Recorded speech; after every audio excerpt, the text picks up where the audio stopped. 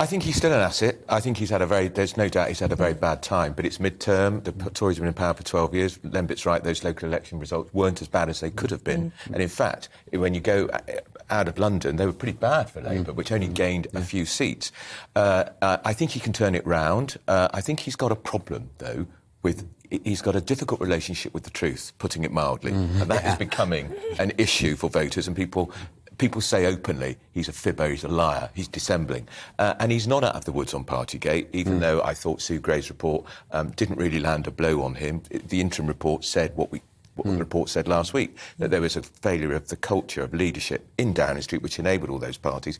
But there's going to be an investigation into whether he misled the Commons, chaired by Harriet Harman. It's going to be an all-party committee. There's a Tory majority on that committee, but when you look at the Tories on that committee, they're not particularly friendly to Boris Johnson. Just imagine if they conclude he did mislead the Commons, there'll then be a vote and he could potentially be suspended, and then that's all over for him. But he's got to prevent that committee, in my view, making that view that he misled Parliament. Now, he simply says he got fined £50. When we've seen the photograph of that party, why was he fined for that? Why was he fined for that? Why was the Chancellor? I thought that the incident which was more damaging, which he wasn't fined for, was the leaving do for Lee Kane, where he's drinking, he made a speech and he's there for 10 or 15 minutes. But look, he is where he is, he accepted the fine, so technically Lembit will argue he's misled the Commons because he said there were no parties. I would argue, and to me that's the big thing. By the way, I like Boris as a person. None of this is party political. I don't do that anymore.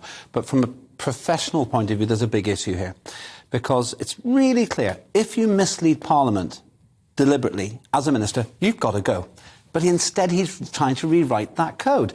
Andrew and I were talking about this before. The really smart thing, if Keir Starmer can do anything smart about this, is call that vote, because then the Tories, with marginal votes, majorities in the north of England, would have to vote to change the rules, quite obviously to protect Boris Johnson. And as you say, Andrew, the public just don't like that. They don't like hypocrisy. That's where he can go wrong. Millions of people, like you've suggested, don't really care. But enough people do in those marginal seats to cost him his majority. Because the suggestion is that this change was already underway and that the Standards and Privileges Committee was looking at this anyway. I think it's ridiculous that they're going to change the rules, actually.